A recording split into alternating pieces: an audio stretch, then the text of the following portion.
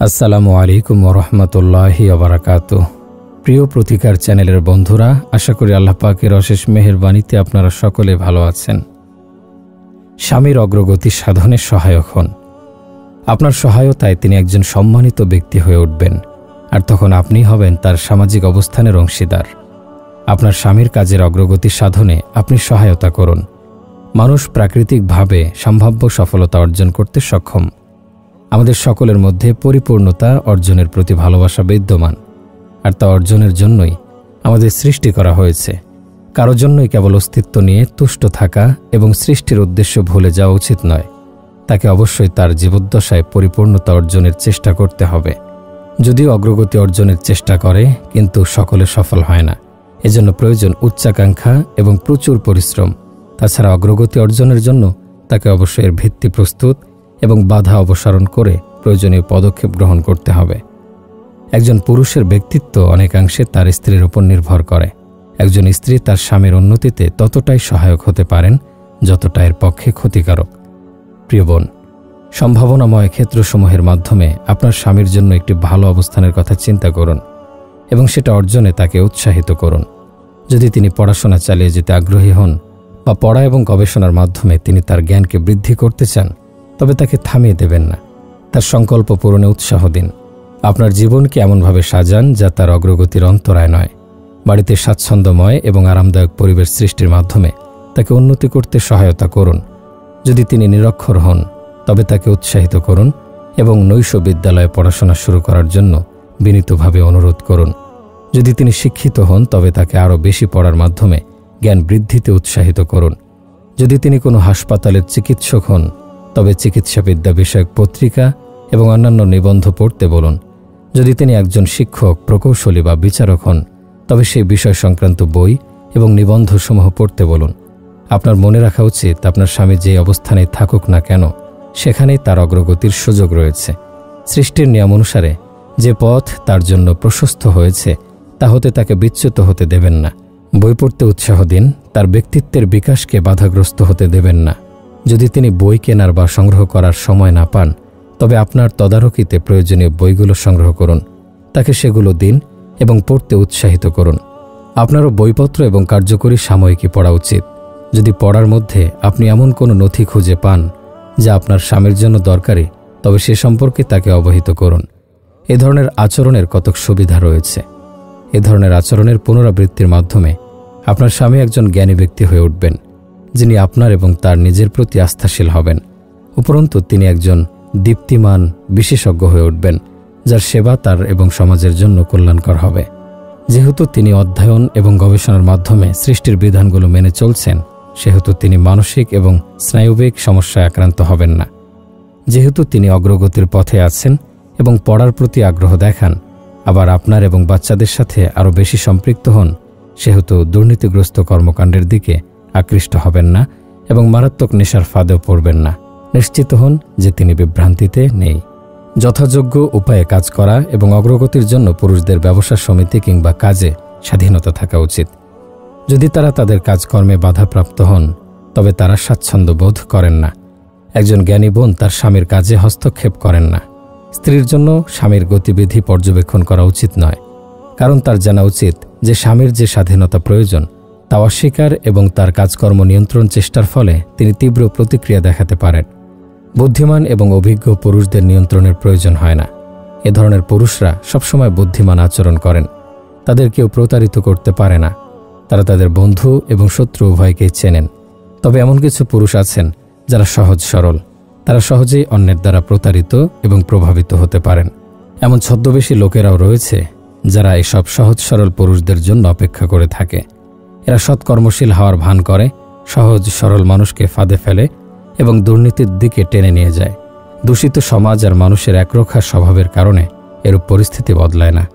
সহজ সরল মানুষটি কিছু সময়ের জন্য তার পরিস্থিতি বুঝতে পারেন না, কিন্তু একসময় তিনি সজাগ হন এবং নিজেকে এক গভীর ফাঁদে শনাক্ত করেন, যেখান থেকে নিস্তারের কোনো উপায় নেই। যদি আপনি নিজের চারপাশে তাকান, এমন অসংখ্য দুর্ভাগ্য মানুষকে দেখতে পাবেন। সম্ভবত তাদের কারো ফাঁদে পড়ার বা দুর্নীতিবাজ হওয়ার ইচ্ছা ছিল না, কিন্তু তাদের স্বকীয় সরলতা, অজ্ঞতা আর অসাবধানতার কারণে তারা এখন সমাজের দুর্নীতিবাজদের শিকার। এই হিসাবে সাধারণ পুরুষদের যত্ন নেওয়া দরকার। জ্ঞানী এবং শুভাকাঙ্ক্ষীরা তাদের গতিবিধি পর্যবেক্ষণের মাধ্যমে তাদের মহা উপকার করতে পারেন। এই কাজের জন্য উত্তম হলেন এসব পুরুষদের স্ত্রীরা। একজন জ্ঞানী ও চতুর স্ত্রী তার হিতৈষী ও জ্ঞানী মনোভাব দ্বারা স্বামীর প্রতি এই কাজগুলো উত্তম রূপে সম্পাদন করতে সক্ষম। এমন বোনদেরও তাদের স্বামীর ব্যাপারে সরাসরি হস্তক্ষেপ না করা বা তাদের কি করণীয় এবং কি করণীয় নয় তা না বলার কথা মনে রাখা উচিত। এর কারণ হলো, পুরুষরা বেশিরভাগ ক্ষেত্রে অন্যের হাতে হাতিয়ার হয়ে থাকতে অপছন্দ করেন, অন্যথায় তারা তীব্র প্রতিক্রিয়া দেখাতে পারেন।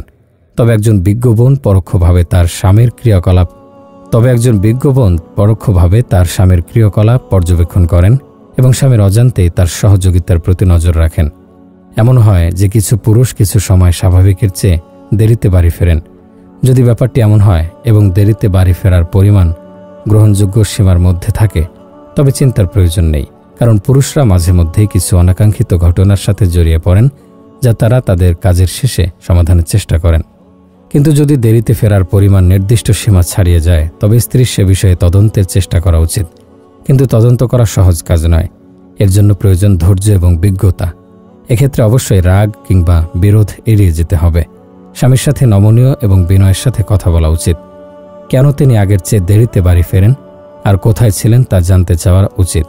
স্ত্রীর উচিত বিভিন্ন সময় এবং সুযোগে বিজ্ঞতা আর ধৈর্য সহকারে বিষয়টি অনুসন্ধান করা।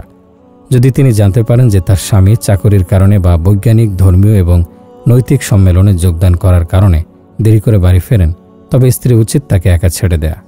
যদি তিনি মনে করেন তার স্বামী নতুন বন্ধু পেয়েছেন, তাহলে সেটা কে তা খুঁজে বের করার চেষ্টা করা উচিত। যদি সেই নতুন বন্ধুটি একজন আচারনিষ্ঠ ব্যক্তি হন, তবে চিন্তিত হওয়ার প্রয়োজন নেই। এমনকি এটি পরামর্শ দেওয়া হয় যে স্ত্রীর উচিত স্বামীকে সেই নতুন বন্ধুত্বের প্রতি উৎসাহিত করা, কারণ একজন ভালো বন্ধু একটি মহান আশীর্বাদ তুল্য। যদি আপনি মনে করেন আপনার স্বামী বিপদগামী হয়ে পড়েছেন বা দুর্নীতিগ্রস্ত ও অযোগ্য লোকদের সাথে যুক্ত হয়ে পড়েছেন, তবে আপনার অবিলম্বে তাকে থামানো উচিত। এরকম পরিস্থিতিতে একজন স্ত্রীর উপর অনেক বড় দায়িত্ব থাকে। অসচেতনতার কারণে পরিস্থিতির সামান্যতম অপব্যবহার পারিবারিক জীবনকে নষ্ট করে দিতে পারে। এটি এমন একটি পরিস্থিতি যেখানে কিছু বোনের বুদ্ধিমত্তা প্রয়োজনীয় এবং স্পষ্ট হয়ে উঠতে পারে। তাকে মনে রাখতে হবে, ঝগড়া কিংবা তর্ক কোনো সমাধান নয় এবং এর ফলাফল উল্টো হতে পারে। একজন বোন যিনি এমন পরিস্থিতির শিকার, তিনি দুটি কাজ করতে পারেন। প্রথমত, বাড়ির পরিস্থিতি মূল্যায়ন করা। নিজেকেও নিজের আচরণ পরখ করতে হবে। অবশ্যই স্বামীর এমন আচরণের কারণ খুঁজে বের করতে হবে। নিরপেক্ষভাবে যাচাই করতে হবে কেন তার স্বামী পরিবারের প্রতি উদাসীন আর বিভ্রান্ত হয়ে পড়েছেন। তিনি হয়তো দেখবেন যে তার নিজের আচরণই এর কারণ ছিল, অথবা তিনি নিজেই, কিংবা হয়তো তার রান্না করা খাবার, ভঙ্গিমা বা বাড়ির বিভিন্ন বিষয়ে স্বামীর চাহিদার প্রতি উদাসীন ছিলেন। এরূপ বিষয়গুলো পুরুষদের বাড়ি থেকে দূরে সরিয়ে দেয়। তারা তখন তাদের সমস্যাগুলি ভুলে যাওয়ার জন্য বাইরের বিপদগামী কাজে জড়িয়ে পড়েন। এক্ষেত্রে স্ত্রী স্বামীকে তার অসুবিধা সম্পর্কে জিজ্ঞাসা করতে পারেন এবং সেগুলো সমাধানে সহায়তা করতে পারেন।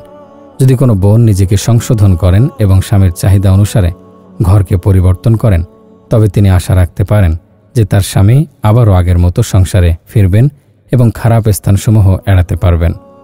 দ্বিতীয়ত, তাকে যতটা সম্ভব সহৃদয়তা দেখাতে হবে। স্ত্রীর উচিত স্বামীকে পরামর্শ দেয়া এবং তার কর্মের ভয়াবহ পরিণতির কথা স্মরণ করিয়ে দেয়া, এমনকি খারাপ সঙ্গ ছেড়ে দেওয়ার জন্য কাকুতি সহকারে অনুরোধ করা।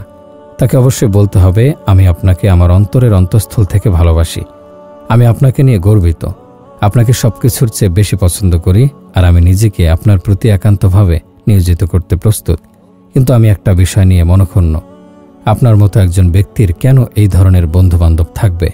কেনই বা আপনি এমন অনুষ্ঠানে উপস্থিত হবেন? এই জাতীয় কাজ তো আপনার জন্য উপযুক্ত নয়। দয়া করে এসব ছেড়ে দিন। স্ত্রীর অবশ্যই এমন মনোভাব অব্যাহত রাখতে হবে যতক্ষণ না তিনি তার স্বামীর মন জয় করতে পারছেন। এটা হতেই পারে যে স্বামী বাজে অভ্যাসে অভ্যস্ত হয়ে পড়েছেন, আর তাই তিনি স্ত্রীর কথা সহজে মেনে নিতে পারছেন না। তাহলে স্ত্রীর হতাশা হওয়া যাবে না। তার উচিত আরও বেশি শক্তি ও ধৈর্য সহকারে নিজের লক্ষ্যকে অনুসরণ করা। পুরুষদের উপর নারীদের এক অসাধারণ নিয়ন্ত্রণ আর প্রভাব রয়েছে। সুতরাং স্ত্রী যদি নিজের মন স্থির রাখতে পারেন, তবে তিনি যা চান তা করতে সক্ষম হবেন।